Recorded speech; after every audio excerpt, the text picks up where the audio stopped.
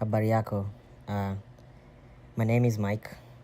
Hi, my name is Maya. So our today's project focuses on two countries, which are Kenya and Ghana, and we are going to walk you guys through the history of Kenya and the history of Ghana. So my partner here is gonna elaborate more about Ghana. So I'm going to start in 1874 when the British declared the Ghana or the Golden Coast as a colony. So this was the initial colonization of Ghana.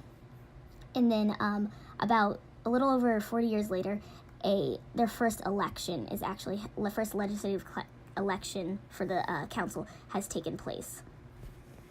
So Kenya, in 1895, Kenya becomes a British colony. So guys, we have some pretty interesting story about the history of Kenya.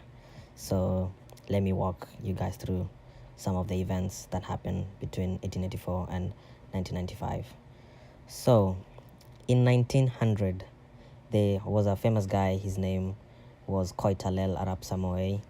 He predicted the railway completion from Kenya to Uganda. And then that happened in 1900.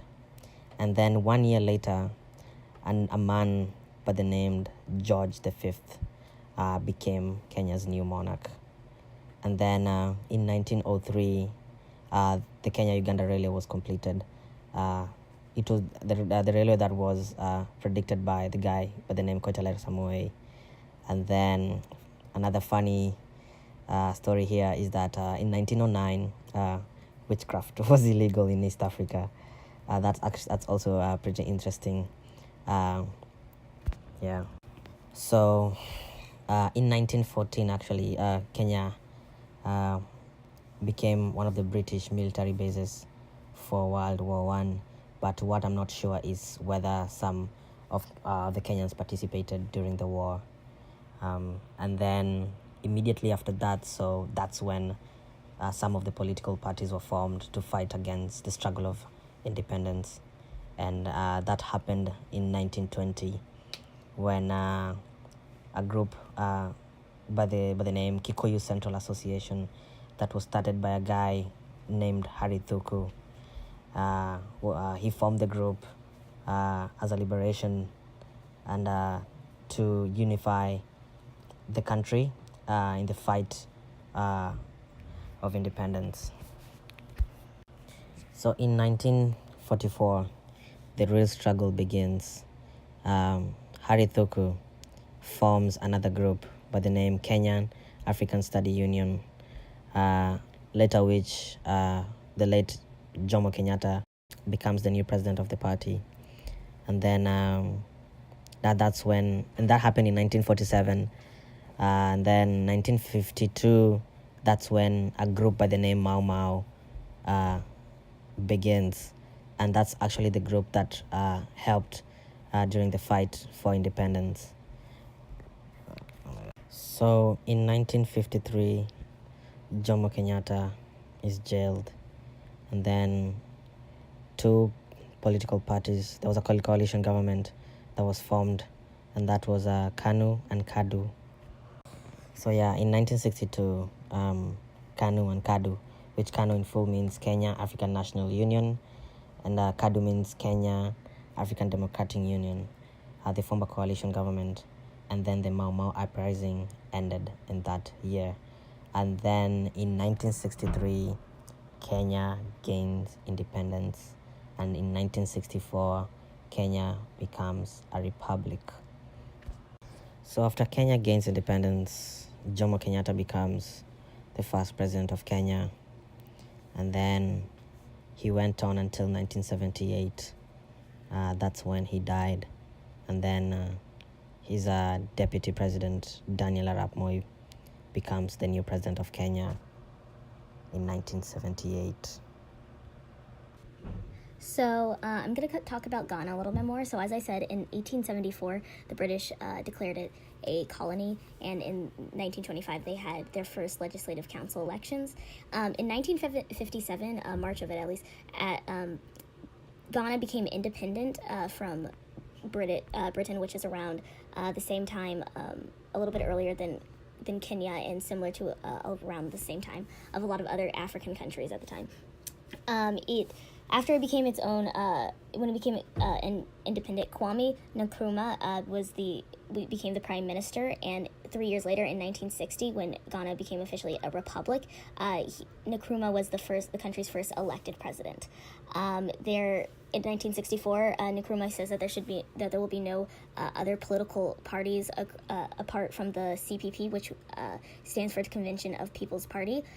So he started to get a little bit corrupt, and so that's why 2 years later, Nkrumah is overthrown in a military coup by Emmanuel Kwasi Kotoka, and after that, 3 years later, there is a new constitution drawn up, and Kofi Busia is elected as the prime minister. Busia is, so this is sort of like the beginning of as I mentioned, a coup before, and there's a couple more coups to go, so just a lot of instability happening in Ghana throughout the 70s through the 90s and so.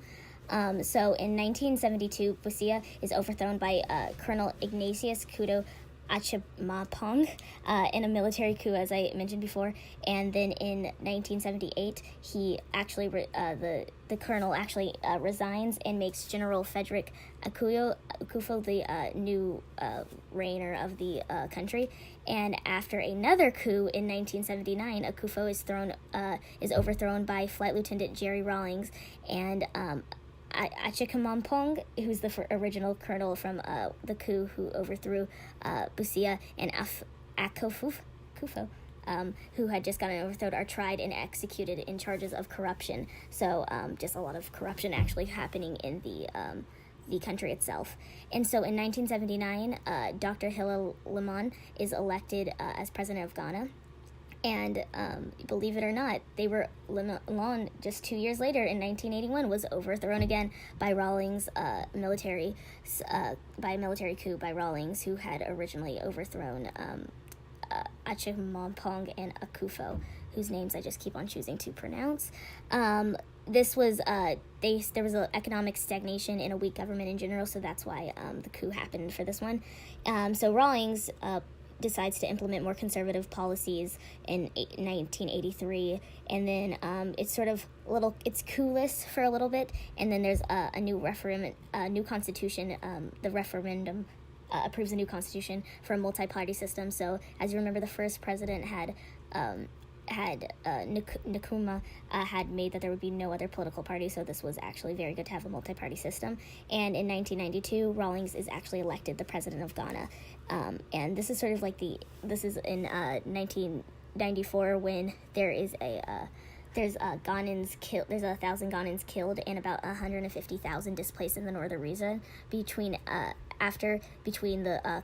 Kanbomba and the Namumba ethnic groups over land ownership. There was a fight of it. So later that year, there was a peace agreement signed for 7 other ethnic groups, basically to stop the violence, or ethnic based violence. And then in 1995, to actually prevent that, there was a curfew imposed, on the northern region who were having the ethnic violences. And so yes, that's sort of what has happened since ending in 1995, and then to go just 1 year over, Jerry Rawlings was reelected as president of Ghana. Yes, so that's a little bit of history of Ghana. The reason that I chose to use Ghana for for one of the countries that we would talk about is because, and to relate it to my own family history, is because, being Black in America, I'm not quite sure where my family came from. But in one of the readings from class, which is from the Independent, which is on the details of the horrific first voyages in the transatlantic slave trade, they talk about some of the voyages that were taken in to the Americas and to the Caribbean. And so I'm half Haitian, and so one of the voyages, called the Arguim, was taken from around either Spain and Portugal to where the island was first, and then was taken to modern day Haiti and Dominican Republic. And a lot of those people were taken from around Ghana, so a lot of West African areas. And so it's just me sort of guesstimating what I could could with my family history not having a lot of things to grab onto. So personally, I come from a mixed tribe. My mom is a Luo, and then my dad is a Luya, and in most cases, we follow our dad, so that makes me a Luya.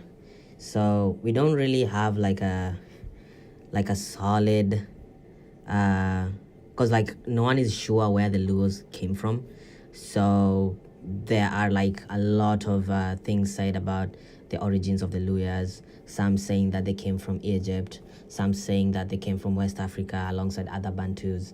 So it's not there hasn't been any evidence that shows that Luyas came from a particular place. So yeah.